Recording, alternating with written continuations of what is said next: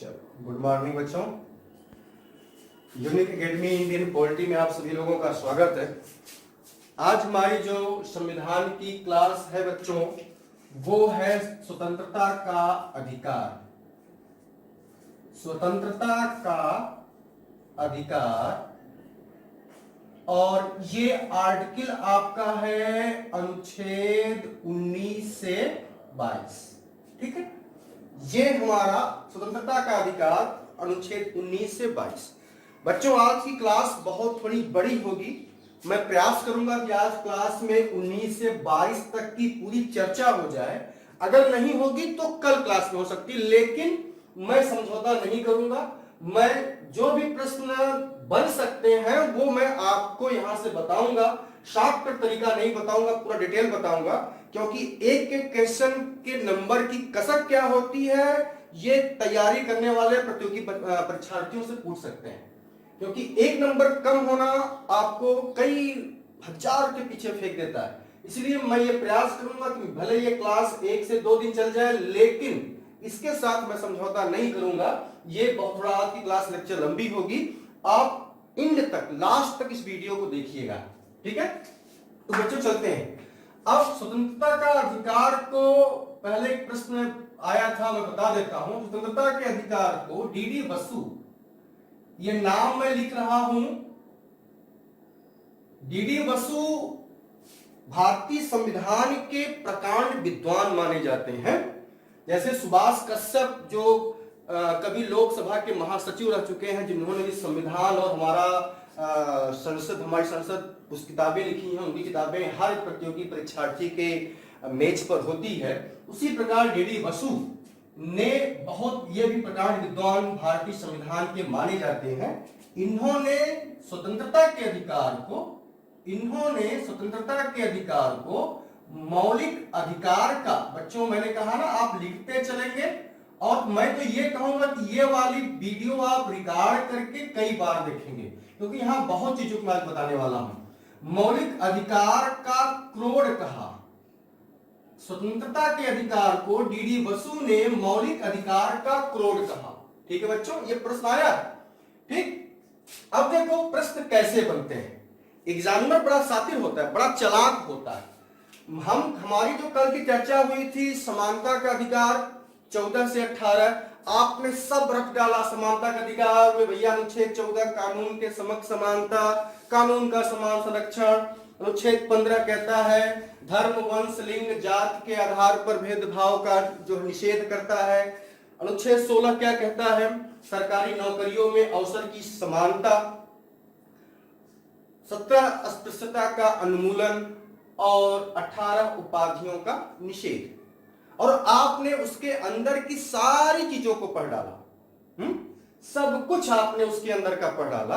अब शातिर है जो एग्जामिनर, उसने क्या एक प्रश्न बना दिया, उसने ये बना दिया कि समानता के अधिकार में, अब मैं बता रहा हूं आपको कैसे पढ़ना चाहिए, हर एक टॉपिक पर कैसे प्रश्न बनाए। प्रश्न बोल देगा कि समानता के अधिकार में कितने मौलिक अधिकार है। ये बात समझ आ रही है मेरी, कि भारतीय संविधान द्वारा समानता के अधिकार में कितने मौलिक अधिकार, ऑप्शन दे दिया आपको, 2, 3, 4, 5। तो समानता के अधिकार में कुल कितने हैं बच्चों, 5। आप देख लीजिएगा, स्वतंत्रता के अधिकार में भी आपको 5 ही मिलेंगे। जैसे विचार व्यक्त की स्वतंत्रता, अनुच्छेद 19, अनुच्छेद 20 अपराध के 2 संरक्षण के संदर्भ में 2 हो गया है। अनुच्छेद 21 जीवन का अधिकार, 3 हो गया। अनुच्छेद 21 शिक्षा का अधिकार, और जो है 22 जो है वो क्या बोलते हैं आपका निवारक निरोध। इसमें स्वतंत्रता के अधिकार में कितने हो गए, 5 हो गए। शोषण के विरुद्ध वाले में कितने हो गए बच्चों, शोषण के विरुद्ध मौलिक अधिकार में कितने हैं, 2, 23 और 24।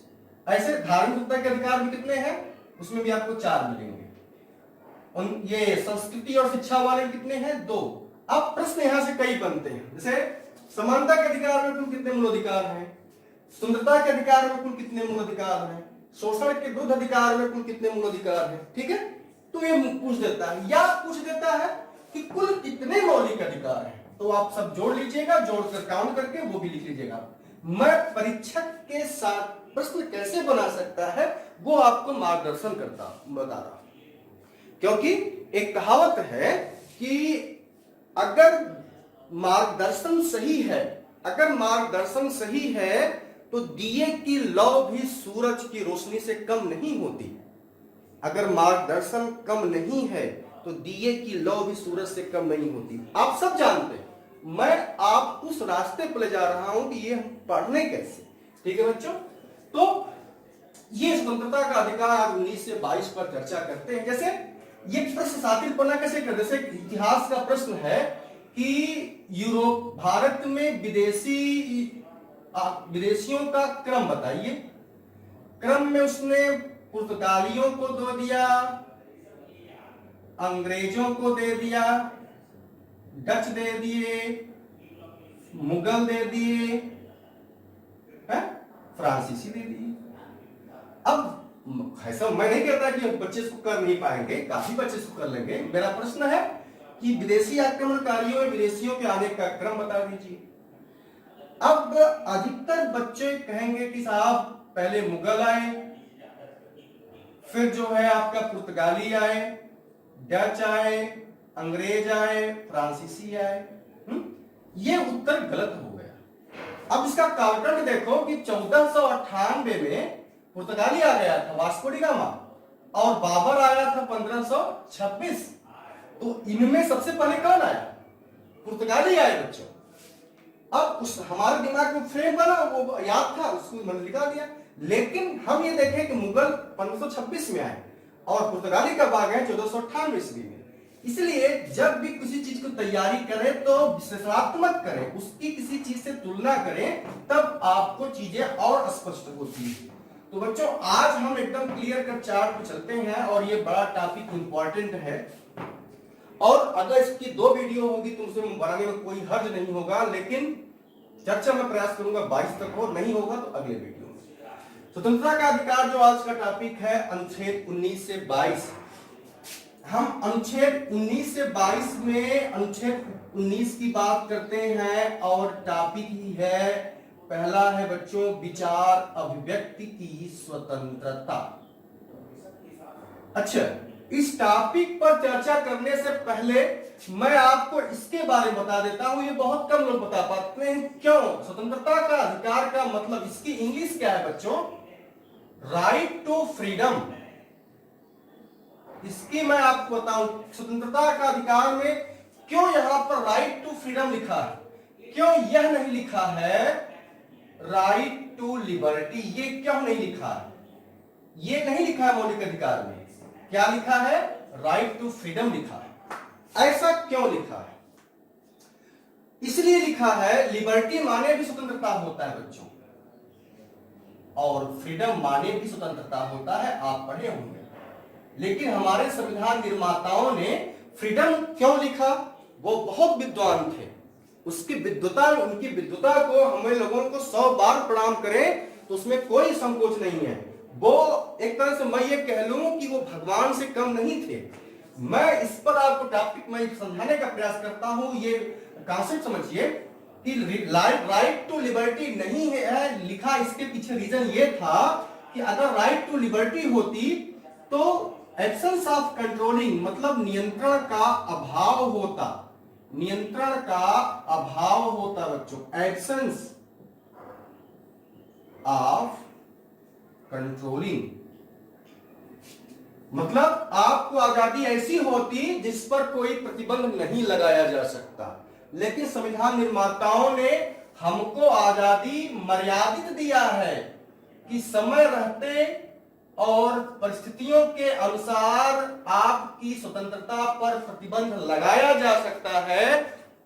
इसीलिए हमें राइट टू लिबर्टी नहीं मिला, हमें मिला है राइट टू फ्रीडम। ओके, जबकि दोनों को अर्थ वही है। मेरी बातों को समझिए मैं क्या कह रहा हूं। संविधान निर्माताओं ने राइट टू फ्रीडम लिखा, न कि राइट टू लिबर्टी लिखा। राइट टू फ्रीडम का मतलब होता है कि नियमों के अधीन स्वतंत्रता। अगर राइट टू लिबर्टी होता तो यह एब्सेंस ऑफ कंट्रोलिंग, मतलब हम आजाद होते, हमें सब कुछ करने की आजादी होती, लेकिन ऐसा नहीं है। हमको आजादी है लेकिन मर्यादाओं के अंदर।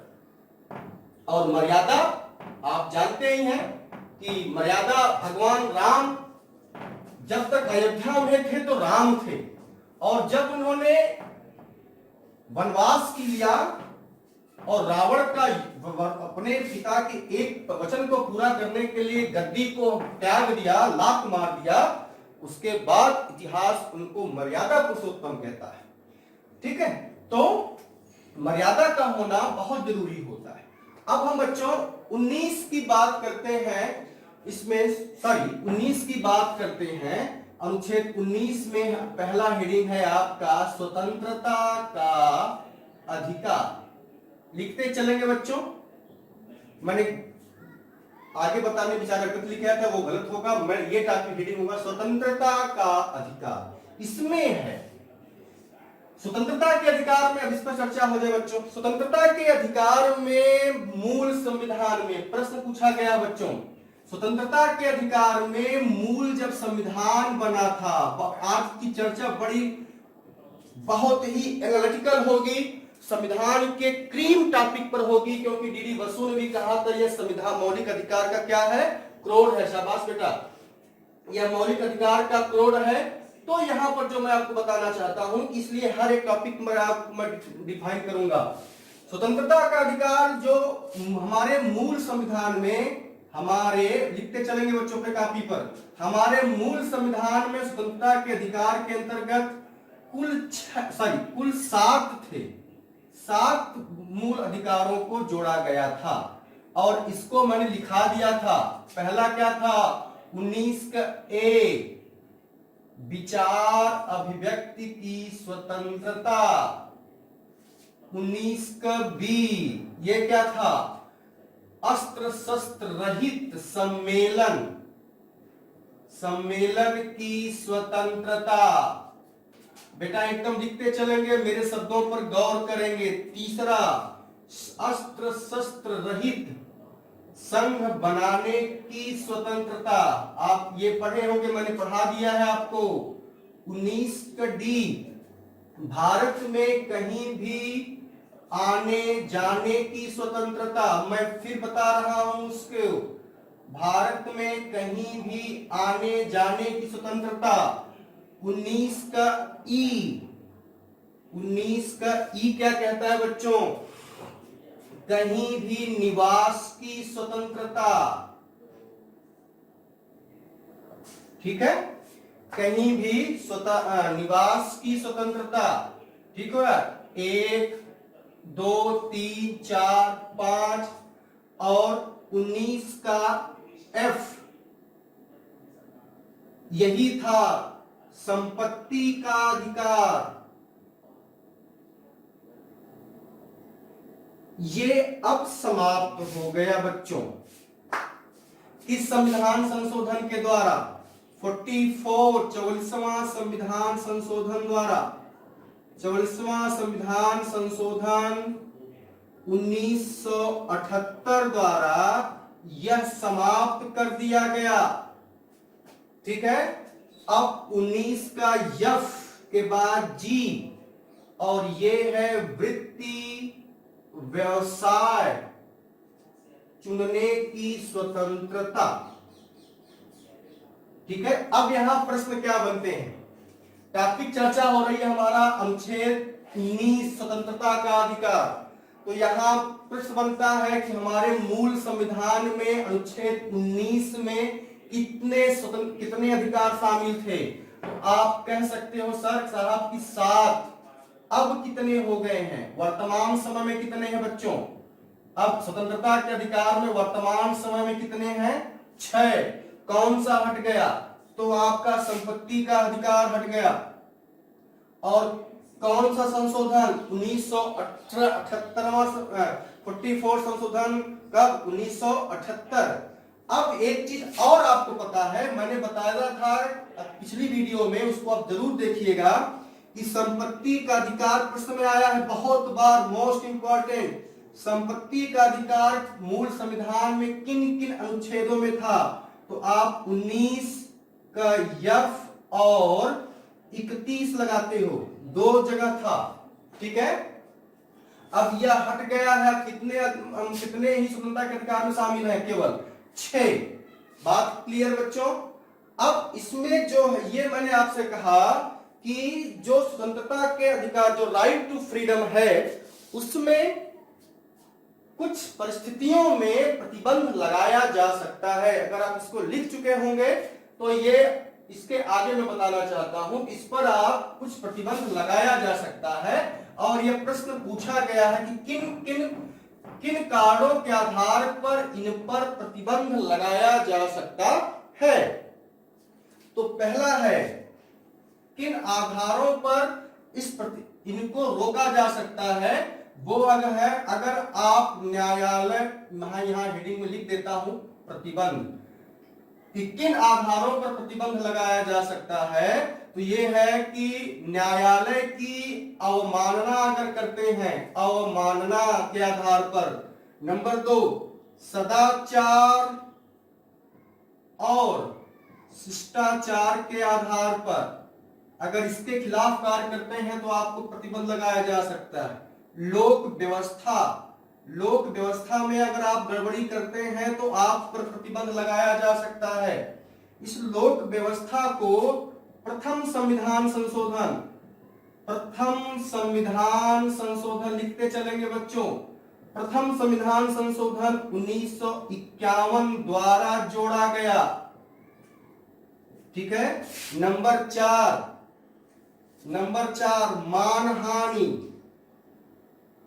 मानहानि के आधार पर आप पर प्रतिबंध लगाया जाता है, ठीक है। नंबर 5, आप अगर राष्ट्र की एकता और अखंडता के खिलाफ कोई कार्य करते हैं तो आप पर विचार अभिव्यक्ति की आजादी पर प्रतिबंध लगाया जा सकता है। नंबर 6 बच्चों, आप किसी विदेशी देश के नागरिक के साथ संबंध बनाते हैं तो उसके आधार पर भी आप पर प्रतिबंध लगाया जा सकता है, ठीक है। तो इन आधारों पर आप अगर इनके खिलाफ कोई ये कार्य करते हैं तो आपके विचार अभिव्यक्ति की स्वतंत्रता पर प्रतिबंध लगाया जा सकता है, या आपके स्वतंत्रता के अधिकार पर प्रतिबंध लगाया जा सकता है। मैंने बच्चों पहले ही कह दिया कि हमें जो स्वतंत्रता मिली है वह युक्ति युक्त है, मतलब मर्यादित है, ठीक है। इसके अलावा अगर राष्ट्रीय आपातकाल, मैं बच्चों नीचे लिख देता हूं, राष्ट्रीय आपातकाल है, राष्ट्रीय आपातकाल मतलब अनुच्छेद 351, अगर राष्ट्रीय आपातकाल भी है, सॉरी 352 बच्चों, 352, अगर राष्ट्रीय आपातकाल भी है तो अनुच्छेद 19 पर प्रतिबंध लगाया जा सकता है, ठीक है। तो स्वतंत्रता का अधिकार मतलब हमको सब कुछ करने की आजादी है, हमको यह सब करने की आजादी है, लेकिन मर्यादित, युक्त मर्यादित हमको आजादी मिली, ठीक है। इसमें से ये बड़ा इंपॉर्टेंट, अगर आप इसको लिख चुके हो तो मैं मिटा देता हूं, ठीक है। आप इसको डाउनलोड भी कर लीजिएगा और उसको कई बार लिख लीजिएगा बच्चों। यह प्रश्न पूछा गया, खासकर ये, किस संविधान संशोधन के द्वारा लोक व्यवस्था को प्रतिबंधों में शामिल किया गया था? मैंने क्या बोला?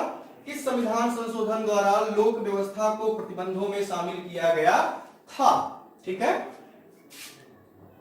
अब इसमें ये सब तो मैंने बता ही दिया, इस पर चर्चा हो गई। विचार अभिव्यक्ति स्वतंत्रता, अस्त्र शस्त्र रहित हम संवेदन कर सकते हैं, अपना एक संघ समुदाय बना सकते हैं, भारत में कहीं आ जा सकते हैं, कहीं निवास कर सकते हैं, जब तक मामला 370 क्लियर नहीं हो जाता, निवास नहीं कर सकते जम्मू कश्मीर, जब तक मामला क्लियर नहीं हो जाता, संपत्ति का अधिकार समाप्त हो गया है, हम कोई भी व्यवसाय कर सकते हैं, ठीक है। लेकिन यहां पर अनुच्छेद 39 का ए में कुछ विशेष बात की गई है। अब चर्चा होगी 19 का ए पर। ठीक है, मैंने आपसे कह रखा है कि इसकी एक भी प्रश्न आपसे छूटेगा नहीं, बशर्ते आप मेरी लास्ट तक ये वीडियो देखिए। लास्ट तक वीडियो देखेंगे, इस पर एक भी प्रश्न आपका छूटेगा नहीं। 19 आर्टिकल 19 का ए है, ये क्या है? ये आपका बच्चों यही है ना, विचार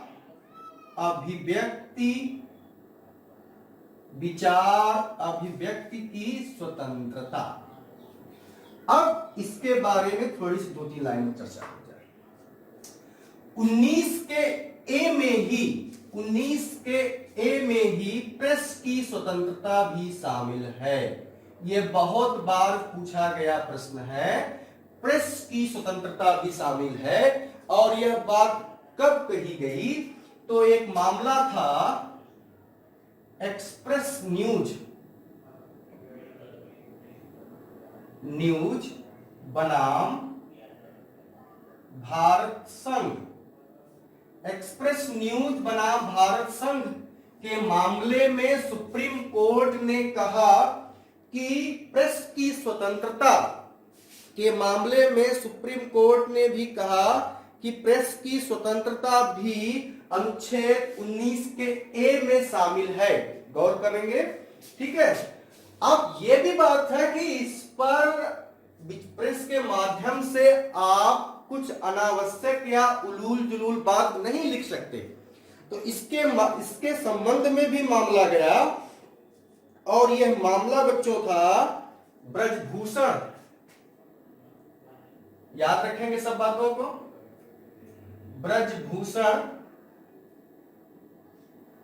ब्रजभूषण बनाम दिल्ली राज्य। मोस्ट इंपॉर्टेंट, ये वाद बहुत पूछ रहा है एग्जाम में, पब्लिक सर्विस कमीशन के एग्जाम में। अब ये क्या बोलते हैं, वाद बहुत पूछ रहा है। ठीक है, तो ये पूछा गया प्रश्न है, प्रेस की स्वतंत्रता किसके द्वारा शामिल की गई? तो एक्सप्रेस न्यूज। चल की इसको मैं नीचे लिखता हूं, नहीं तो आप कंफ्यूज कर जाएंगे। मैं इसको नीचे लिख देता हूं। प्रेस की स्वतंत्रता किसके अंतर्गत शामिल की गई? एक्सप्रेस न्यूज बनाम भारत संघ के मामले में सुप्रीम कोर्ट ने कहा कि विचार अभिव्यक्ति की स्वतंत्रता में ही आपका प्रेस की स्वतंत्रता भी शामिल है। ठीक है, लेकिन आप ऐसा नहीं है कि आप कुछ भी छाप सकते हैं। इस संबंध में ब्रजभूषण बनाम दिल्ली संघ, ये विवाद बहुत पूछता है। और नंबर 2 क्या नाम है, राघवन बनाम मद्रास राज्य। राघवन बनाम मद्रास राज्य के सॉरी राघवन नहीं होगा बच्चों, रमेश थापर होगा। बहुत इंपॉर्टेंट है, मैं कंफ्यूज कर गया। रमेश थापर, इसके लिए मैं माफी मांगता हूं। रमेश थापर सही पढ़ना है, उचित पढ़ना है। रमेश थापर और मद्रास राज्य के मामले में कोर्ट ने फैसला किया कि आप अगर कोई ऐसा छापते हैं जो देश की एकता और अखंडता के खिलाफ है, तो आपके प्रेस की आजादी पर, मेरे इस एरो को समझिए, आपके प्रेस की आजादी पर प्रतिबंध लगाया जा सकता है, जिसे कहते हैं सेंसरशिप। ठीक है, आपके प्रकाशक मुद्रक के खिलाफ कार्रवाई भी हो सकती है अगर देश के एकता और अखंडता के खिलाफ बात करते हैं। तो यहां तो एक प्रश्न बन गया कि 19 का ए में ही प्रेस की स्वतंत्रता है, यह कब शामिल किया गया? तो यह मामला यह था, इस पर सेंसरशिप लगाई जा सकती है देश की एकता और अखंडता के खिलाफ अगर बात करते हैं। तो यह मामला कौन सा बच्चों? ब्रजभूषण बनाम दिल्ली संघ और रमेश थापर बनाम मद्रास राज्य के मामले में आपके क्या बोलते हैं, अखबार पर सेंसरशिप लगाई जा सकती है। ठीक है, अब 19 का ए में क्या क्या शामिल है? तो एक तो मैंने 19 का ए में क्या क्या शामिल है ये देख लीजिए, इसको लिख लेंगे बेटा। पहला तो मैंने क्या बोल दिया, प्रेस की स्वतंत्रता। मैं बोल रहा हूं इतना तेज, आप लिख सकते हैं, प्रेस की स्वतंत्रता। नंबर दो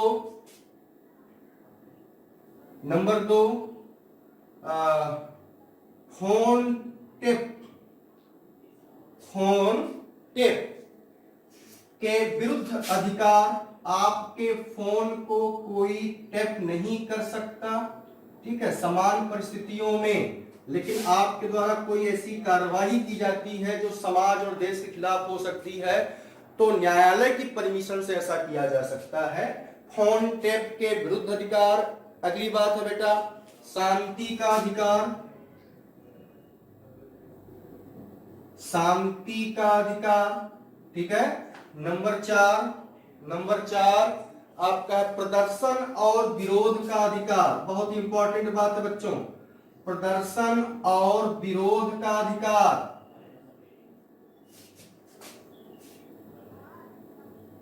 परंतु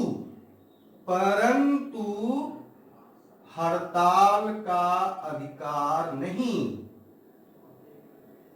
परंतु हड़ताल का अधिकार नहीं। इसका मतलब, इसके भी मामला था बच्चों पश्चिम बंगाल में वामपंथियों के द्वारा छोटी छोटी बातों पर कलकत्ता में या बड़ी बड़ी बाजारों में दुकानों को बंद करा दिया जाता था। कुछ मामला हुआ, तुरंत दुकानें बंद, डंडा लेकर निकल पड़ते, जिससे क्या होता कि बिजनेस, कलकत्ता के वासियों का, पश्चिम बंगाल का बिजनेस खराब होता। जब ये मामला कोर्ट में पहुंचा तो कोर्ट ने कहा कि आप प्रदर्शन कर सकते हैं, आप विरोध प्रदर्शन सरकार के खिलाफ कर सकते हैं, आपका अधिकार है, परंतु आप जबरदस्ती हड़ताल नहीं कर सकते, आप दुकानों को बंद नहीं करा सकते। इससे लोक व्यवस्था का उल्लंघन होगा और लोक व्यवस्था का उल्लंघन होने पर आप पर प्रतिबंध लगाया जा सकता है। मैंने पहले ही आपको बताया कि लोक व्यवस्था को प्रथम संविधान संशोधन के द्वारा 1951 में जोड़ा गया है बच्चों। ये बहुत बड़ी बातें हैं जो आपको मैंने बता दिया। अब आप पर ये तो सब आप कर लेंगे। 19 सब क्लियर हो गया। 19 के बारे में मैंने पूरा डिटेल बता दिया। विचार स्वतंत्रता क्या है, निवास की क्या है, वो सब बता दिया। आपको ये भी बता दें स्वतंत्रता के अधिकार में मूल संविधान में कुल कितने थे, 7, अब कितने हैं, 6। कौन सा हट गया, 19 का च हट गया। और ये 19 का च का क्या था, संपत्ति का अधिकार था। अच्छा, संपत्ति के अधिकार के मामले में बच्चों में कंफ्यूजिंग है। संपत्ति का अधिकार अब मौलिक अधिकार नहीं है, लेकिन अगर आप किसी अपने राज्य के उच्च न्यायालय में अच्छा मैं इसको और डिफाइन करता हूं। देखो, फंडामेंटल राइट्स, ये मेरा चार्ट एकदम आप दिमाग में बैठा ले बेटा।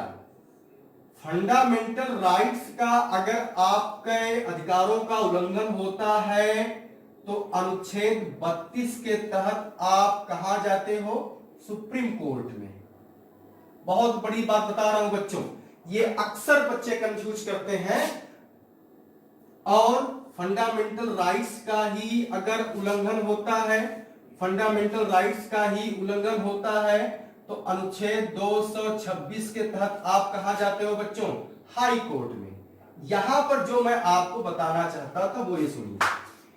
यहां पर शक्तियां जो है सर्वोच्च न्यायालय से उच्च न्यायालयों की शक्तियां ज्यादा हो जाती, क्योंकि अनुच्छेद 226 के थ्रू आप मौलिक अधिकारों का भी रक्षण कर सकते हैं, सुने बेटा, और इसके अलावा अन्य वाद भी ला सकते हैं, अन्य वाद भी ला सकते हैं। और अन्य वाद में जैसे आप संपत्ति का रक्षण, अगर आपको संपत्ति, आपके संपत्ति का हक में कोई समस्या आ रही है तो अनुच्छेद 226 का भी आप हवाला दे सकते हैं।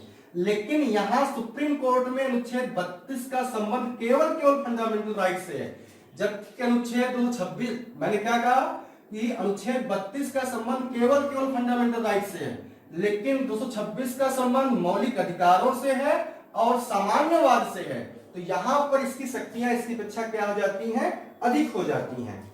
ठीक है, तो ये चार्ट याद रखें बच्चों हमेशा। अगली बात करते हैं, 19 खत्म हो गया, सारे क्वेश्चन बता दिए, कैसे बनते हैं प्रश्न वो बता दिया मैंने। अब हमारा जो टॉपिक है वो है अनुच्छेद 20। अनुच्छेद 20 क्या कहता है बच्चों? अनुच्छेद 20 है कि अपराध के लिए, अपराध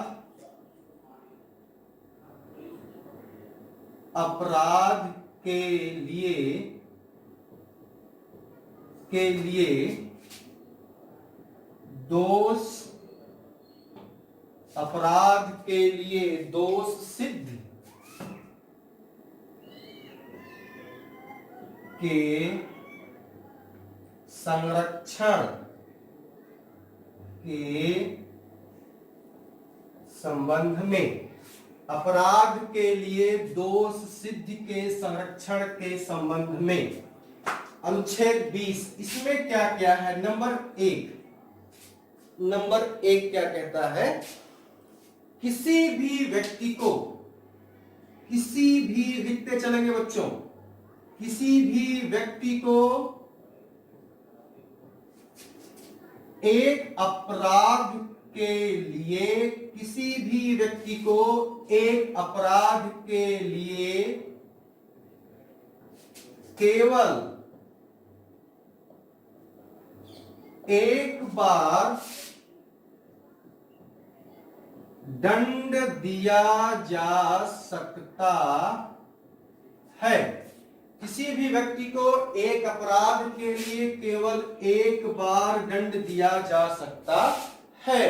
नंबर 2, किसी भी व्यक्ति को जब तक कोई अपराध नहीं किया है तो केवल एक अपराध के लिए दंड दिया जा सकता है। नंबर 2 क्या बेटा? व्यक्ति ने कोई ऐसा कार्य किया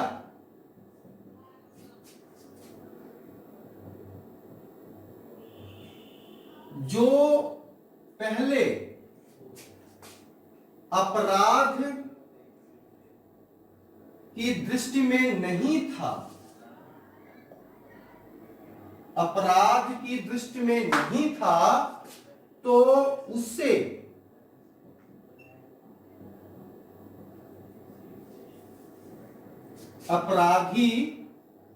उसे अपराधी नहीं माना जा सकता।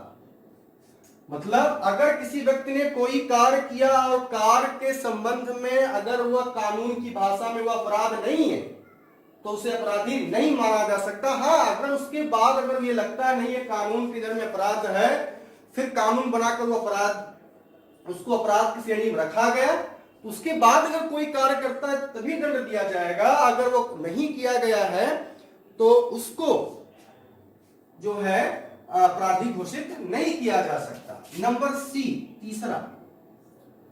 तीसरा है बच्चों कि दोहरे दंड का निषेध,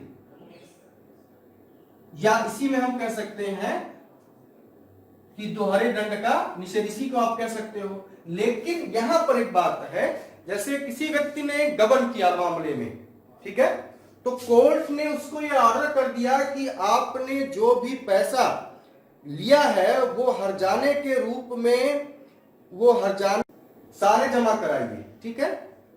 तो एक तो उसको दंड मिल गया। दूसरा, अगर कंपनी ने उसको उसकी नौकरी से निकाल दिया तो इसको दोहरा दंड नहीं माना जाएगा। फिर से मैंने सुना, क्या कहा मैंने, कि किसी भी व्यक्ति ने अगर कोई अपराध किया और सपोज कीजिए कि किसी कंपनी में उसने बहुत बड़ा गबन किया और वो पकड़ा जाता है, तो कोर्ट उसको यह ऑर्डर कर सकती है कि इनको इतने साल की जेल और जो भी इन्होंने गबन किया वो पैसा जमा कराएं, ठीक। एक तो दंड मिल गया उसको। दूसरा ये है, अगर कंपनी उसको अपने यहां से निकाल देती है तो उसको दोहरा दंड नहीं माना जाएगा। कहने का मतलब, अगर किसी व्यक्ति ने अपराध किया है उसको दंड एक ही बार मिलेगा, दूसरी बार अगर वो अपराध करेगा तभी दंड मिलेगा, नहीं तो ऐसा नहीं होगा कि एक बार अपराध कर दिया तो हरदम उसको जेल में डाल दिया जाए। और लास्ट है, किसी व्यक्ति को अपने खिलाफ साक्ष्य देने के लिए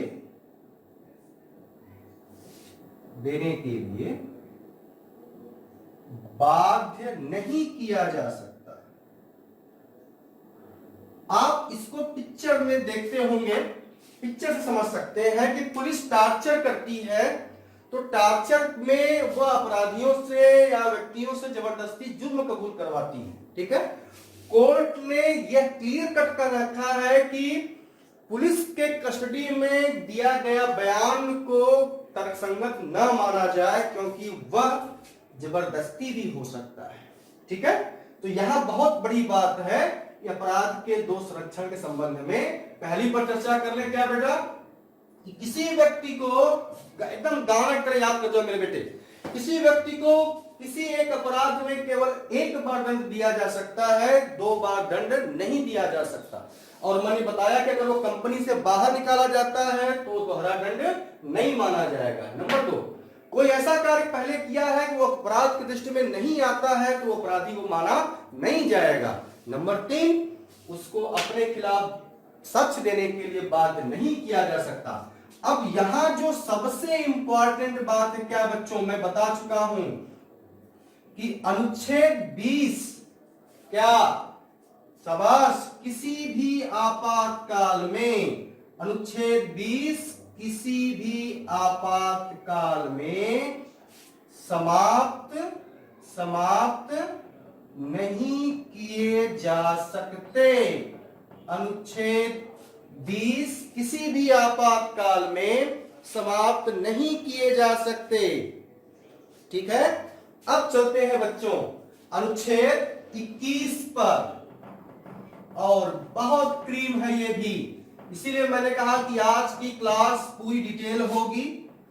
अगर बचेगा तो कल मैं ले लूंगा, लेकिन इसमें एक भी प्रश्न आपका छूटने नहीं दूंगा, क्योंकि एक एक नंबर की कसक क्या होती है ये आप जानते होंगे। अनुच्छेद 21 की बात करते हैं बच्चों। अनुच्छेद 21 को सामान्य भाषा में कहते हैं जीवन का अधिकार, यही हम कहते हैं, यही ना, राइट टू लाइफ। लेकिन इसको कहते क्या है, प्राण एवं दैहिक स्वतंत्रता। प्राण एवं दैहिक स्वतंत्रता, इसको ये कहते हैं। ठीक है, इसका अकॉर्डिंग टू कॉन्स्टिट्यूशन। ठीक है, अब इसमें क्या लिखा गया है ये देखिए, क्या लिखा गया है संविधान में, और इसको मैं व्याख्या करूंगा बच्चों। विधि द्वारा स्थापित प्रक्रिया के द्वारा ही किसी, विधि द्वारा स्थापित प्रक्रिया के द्वारा ही, विधि द्वारा स्थापित प्रक्रिया के द्वारा ही किसी व्यक्ति का जीवन लिया जा सकता है, छीना जा सकता है। ठीक है, ये विधि द्वारा स्थापित प्रक्रिया, इसी को कहते हैं इस्टेब्लिश प्रोसेस ऑफ लॉ। इसकी इंग्लिश है इस्टेब्लिश प्रोसेस ऑफ लॉ। ठीक, इस्टेब्लिश प्रोसेस ऑफ लॉ, विधि द्वारा स्थापित प्रक्रिया के द्वारा ही किसी व्यक्ति के जीवन को लिया जा सकता है। यह प्रश्न पूछा गया है प्रश्न बच्चों कि इस्टेब्लिश प्रोसेस ऑफ लॉ माने कानून की स्थापित प्रक्रिया, विधि मतलब कानून, कानून की स्थापित प्रक्रिया कहां से लिया गया है, जापान से। ठीक है, हमारे यहां सर्वोच्च कौन है, संविधान सर्वोच्च है, न कि राष्ट्रपति, न कि प्रधानमंत्री, न कि संसद।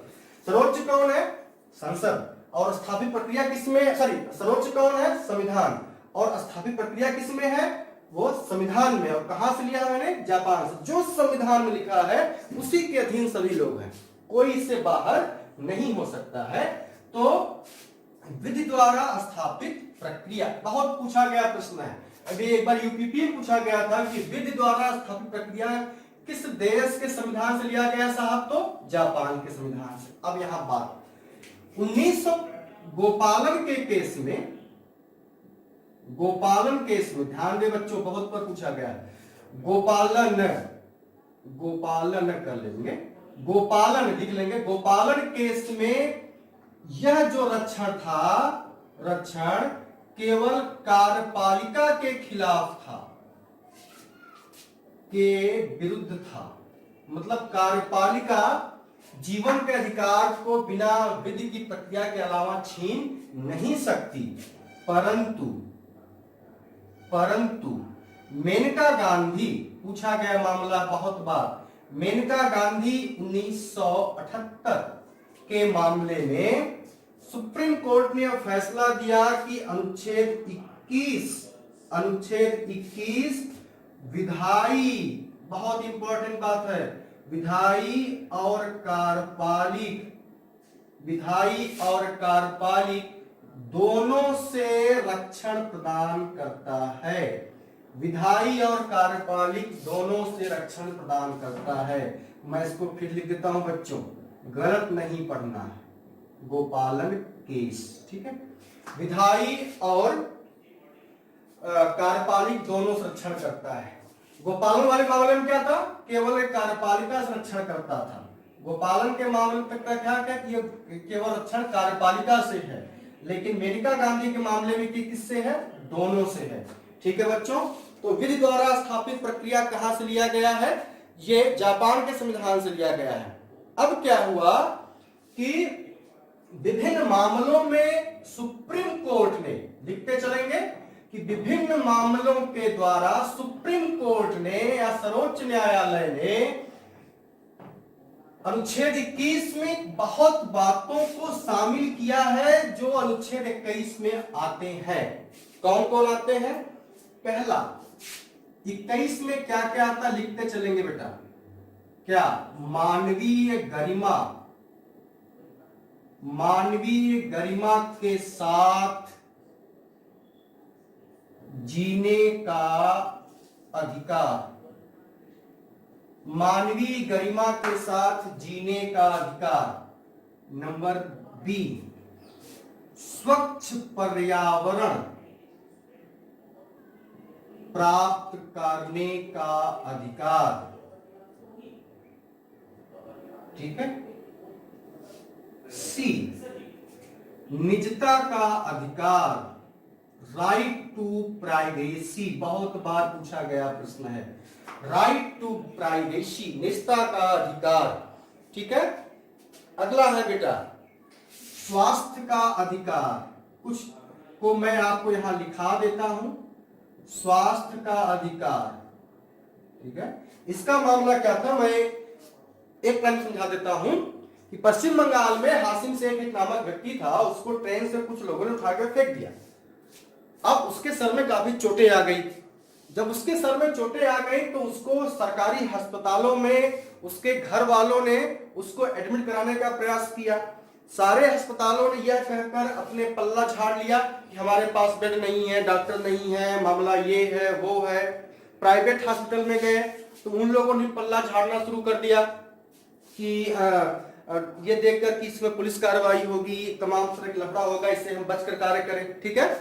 लेकिन जब उसकी जांच, उसके बाद उसने इसके मामले को ठीक हो गया और मामले को कोर्ट में लेके गया, तो कोर्ट ने बहुत जबरदस्त फैसला दिया। और वो फैसला अक्सर आप जो है न्यूज चैनलों पर, टीवी में सुनते हैं कि अगर किसी व्यक्ति का एक्सीडेंट हो जाता है तो उसको तुरंत जो है किसी नजदीकी स्वास्थ्य केंद्र पर भर्ती कराया जाए, चाहे वो सरकारी हो चाहे प्राइवेट। उसके बाद कोई पुलिस की कार्रवाई होगी, लेकिन पहले उसको भर्ती कराया जाए और ये पुलिस का या सबका दायित्व बनता है। ठीक है। और जो भर्ती करवाता है, आज किसी व्यक्ति ने देखा किसी का एक्सीडेंट हुआ है और उसको भर्ती करवाता है तो पुलिस उसको फालतू का परेशान ना करे। बहुत बड़ी बात बेटा सुप्रीम कोर्ट ने ये बताया। ठीक है। इसमें और है आपका आश्रय का अधिकार। आश्रय का अधिकार। ठीक है। तो ऐसे कई चीजें हैं जिसमें नींद का अधिकार, आप कह सकते हो नींद का अधिकार। और अपने माता पिता से कह सकते हो कि हमको पर्याप्त नींद लेने दिया जाए, अन्यथा ये मेरे जीवन के अधिकार का उल्लंघन है। लेकिन जब आप कॉम्पिटिटिव एग्जाम कर रहे हो तो अपने आप नींद गायब हो जाती है, आप अच्छी तरह से जानते हो। और अगला है बेटा नींद का अधिकार और है आजीवन आजीविका का अधिकार, आजीविका का अधिकार, इसका भी एक मामला था। आजीविका के अधिकार के मामले में सुप्रीम कोर्ट में यह मामला गया कि जो पटरी पर लगाने वाले बेचारे जो पटरी पर साग सब्जी लगाते हैं, ये जो है कुछ लोगों ने दायर किया कि जो पटरी पर अपने रोजगार लगाते हैं, ये लोग क्या करते हैं कि रोड जाम हो जाता है, इससे समस्या उत्पन्न होती है। तो सरकार ने पटरीवासियों को खिलाफ ऑर्डर कर दिया, इनको यहां से हटा दिया जाए। पटरीवासियों ने कोर्ट में दरवाजा खटखटाया, तो कोर्ट ने यह कहा कि कोर्ट का यह फैसला था कि रोड व्यवधान ना हो, ये सही बात है, लेकिन सरकार किसी के आजीविका को छीन नहीं सकती, इसलिए इनको अपनी रोजी रोटी या अपनी सब्जी की दुकान या कुछ की दुकान लगाने के लिए किसी एक जगह को निश्चित किया जाए जहां पर ये अपनी दुकान लगा सके। तो हम सरकार कोर्ट ने कहा कि आजीविका का अधिकार जीवन के अधिकार में शामिल है और उसको किसी भी आधार पर समाप्त नहीं किया जा सकता। ठीक है, अगला है बेटा इसमें प्रतिष्ठा का अधिकार।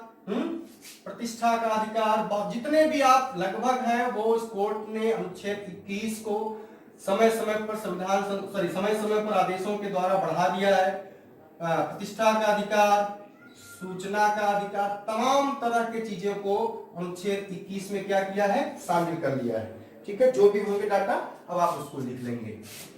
मेरा टारगेट था कि आपको कॉन्सेप्ट के साथ आपको समझा देना। ठीक, अब 21 खत्म हो गया, 22 अनुच्छेद 22 की बात कर लेते हैं जो स्वतंत्रता के अधिकार का लास्ट है। अनुच्छेद 22 ये है निवारक निरोध, निवारक निरोध। ठीक, निवारक निरोध के बारे में आपको एक चीज बता देता हूं बच्चों कि निवारक निरोध जो है सामान्यतया आपको सॉरी अभी एक टॉपिक छूट गया बच्चों, सॉरी बच्चों, अनुच्छेद 21 का क छूट गया मेरे बच्चों, और ये है आपका क्या, शिक्षा का अधिकार, शिक्षा का अधिकार।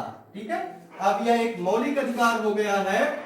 और 21 का क के बारे में चर्चा करें तो पहले डीपीएस में था, माने राज्य के नीति निर्देशक तत्व में था, मौलिक अधिकार में नहीं था।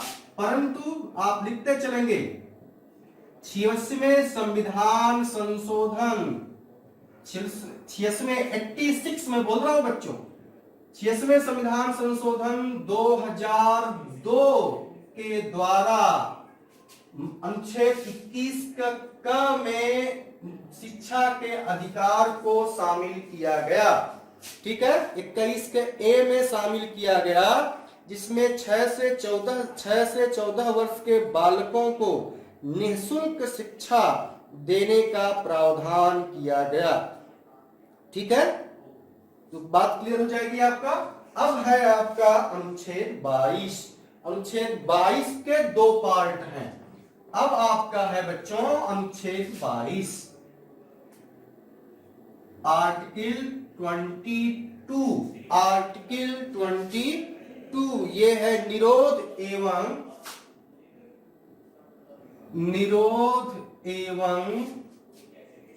गिरफ्तारी से संरक्षण, निरोध एवं गिरफ्तारी से संरक्षण। इसमें पहली पर चर्चा करते हैं। पहले इसके दो भाग हैं, पहला साधारण कानून से संबंधित है, पहला साधारण कानून से संबंधित। लिखते चलेंगे बच्चों, मैंने हर कह चुका है कि आप कॉपी कलम लेके बैठिए। साधारण कानून से संबंधित, और दूसरा है निवारक हिरासत से संबंधित, निवारक हिरासत से संबंधित। साधारण कानून में क्या संबंध बच्चों, इसमें क्या है, अच्छा मैंने आपको बता रखा है कि अनुच्छेद 20 और 21, अनुच्छेद 20 और 21 किसी भी आपातकाल में समाप्त नहीं हो सकते, चाहे अपराध के दोष संरक्षण के संबंध में अनुच्छेद 20 और जीवन का अधिकार अनुच्छेद 21 किसी भी आपातकाल में समाप्त नहीं होते। अब हम इस पर चर्चा कर लें। इसमें क्या है, साधारण कानून से संबंधित क्या है मामला बेटा। नंबर 1, अगर किसी व्यक्ति को गिरफ्तार किया जाता है, ध्यान से लिखते चलेंगे, अगर किसी व्यक्ति को गिरफ्तार किया जाता है तो पहली बात, उसे गिरफ्तारी का कारण बताना होगा, अनिवार्य होगा कि आपको किस अपराध में बंदी बनाया गया है। नंबर 2, उसके संबंध, उसके किसी रिश्तेदार को, उसके किसी रिश्तेदार को इसकी सूचना दी जाएगी, इस आपके फला व्यक्ति को गिरफ्तार किया जा रहा है। नंबर 3, उसे वकील से माने एडवोकेट से परामर्श का अधिकार होगा, ठीक है। और डी बेटा, 24 घंटे के अंदर, 24 घंटे के अंदर, यहां पर कई किताबों में लिखा है यात्रा समय को छोड़कर, कई किताबों में लिखा है यात्रा समय को लेकर के, वो गलत है। यात्रा समय को छोड़कर, ये इंपॉर्टेंट, ये पूछा गया प्रश्न बच्चों, यात्रा समय को छोड़कर, 24 घंटे के अंदर यात्रा समय को छोड़कर निकटतम मजिस्ट्रेट के समक्ष उपस्थित करना अनिवार्य होगा। बात समझ में आ रही है? ये मैं इसकी बातें बता रहा हूं बच्चों। गिरफ्तारी का कारण बताना होगा, उसे किसी के रिश्तेदार की सूचना देनी होगी, वकील से परामर्श का अधिकार होगा, 24 घंटे के अंदर अंदर निकटतम मजिस्ट्रेट के सामने उपस्थित करना अनिवार्य होगा, और वो भी यात्रा समय को छोड़कर। अधिकांश किताबों में लिखा है यात्रा समय को लेकर के, वह गलत है, ठीक है। अगर मजिस्ट्रेट को लगता है कि गलत बनाया गया है, उसको गलत तरीके से बंदी बनाया गया है, उसके खिलाफ कोई सबूत नहीं, तो उसको छोड़ना पड़ेगा, ठीक है। ये तो साधारण कानून संबंधित है। परंतु बच्चों, अगर किसी के खिलाफ निवारक कानून लागू हो गया, सुन लें, अगर किसी व्यक्ति के खिलाफ निवारक कानून प्राप्त हो गया तो उसको ये अधिकार प्राप्त नहीं होंगे। अगर किसी व्यक्ति के खिलाफ, सुनने बच्चे चार्ट मेरा समझे, अगर किसी व्यक्ति के खिलाफ निवारक कानून लागू हो गया तो उसको ये जो लाभ है वह नहीं मिलेंगे। इसके अलावा किसी शत्रु नागरिक को भी ये वाले लाभ नहीं मिलेंगे। मेरे चार्ट को आप समझ लीजिए। अगर कोई शत्रु देश का नागरिक है तो उसको भी यह अधिकार, इस वाला अधिकार नहीं मिलेगा। लेकिन और भारत में भी निवारक निरोध के अंतर्गत किसी व्यक्ति को गिरफ्तार किया जाता है तो उसको भी ये वाले लाभ नहीं मिलेंगे, ठीक है। तो इसमें क्या है कि निवारक निरोध का मतलब होता है कि अपराध से पहले की बंदी, ठीक है। इसमें है अगर किसी व्यक्ति को खिलाफ निवारक कानून लागू हो जाता है तो उसको ये वाले लाभ नहीं मिलेंगे, और उस अगली बात इसमें होगी कि वह 3 माह के लिए ये पूछा गया प्रश्न है, कितने माह के लिए बंद किया जा सकता है। मैं थोड़ा बड़ा लिखता हूं बच्चों, 3 माह के लिए बंद किया जाएगा। इन 3 माह में उसको ना तो वो वकील कर सकता है, ना ही वह अपने बचाव के लिए किसी से परामर्श ले सकता है, अगर उसके खिलाफ निवारक कानून लागू हो गया है तो, ठीक है। तो इसमें जो बात इंपॉर्टेंट ये है कि अगर 3 माह का समय व्यतीत हो चुका होता है 3 माह का समय व्यतीत हो चुका होता है तो इसके फिर एक परामर्श बोर्ड बैठता है, परामर्श बोर्ड। अच्छा, इस परामर्श बोर्ड में कौन लोग होते हैं? तो उस राज्य के हाई कोर्ट के न्यायाधीश होते हैं। कौन लोग होते हैं? तो उस राज्य के हाई कोर्ट के न्यायाधीश होते हैं। अब ये न्यायाधीशों को लगता है कि इस व्यक्ति को बंद किया जाए, तो फिर उसको, अगर इनको लगता है कि बंद किया जाए तो फिर इनको 3 माह के लिए बंद किया जा सकता है। ठीक है, फिर इनको 3 माह के लिए बंद किया जा सकता है। और अगर नहीं लगता है तो अगर बड़ा बोर्ड को लगता है कि इसको छोड़ दिया जाए तो उसको क्या किया जा सकता है? उसको छोड़ दिया जा सकता है। ठीक है, तो आज हमारा जो टॉपिक इसमें इसी में बच्चों आपका था टाडा, मीसा। वो मीसा कानून के आधार पर ही लालू यादव ने अपनी बेटी का नाम मीसा रखा था। एक नई बात बताता हूं आपको, मीसा, टाडा, पोटा, राष्ट्रीय सुरक्षा कानून, ठीक है, कोप्सा, ये तमाम तरह के जो कानून है वो निवारक निरोध के अंतर्गत ही आते हैं। ठीक है, तो आज की मेरी वीडियो यही समाप्त होती है। मैं उम्मीद है कि आप इसको लिखे होंगे और बाकायदे पढ़े होंगे। वीडियो को लास्ट तक देखिएगा और जो भी समस्या होगी आप कमेंट बॉक्स में कमेंट जरूर कीजिएगा। ठीक है, और बाकी जो प्रश्न भी बन सकते हैं मैं आपको बनाकर उसको बताऊंगा, उसको आपको दिखाता रहूंगा। आप केवल हमारे साथ रहिए, आप हमारे वीडियो को सब्सक्राइब कीजिए। धन्यवाद।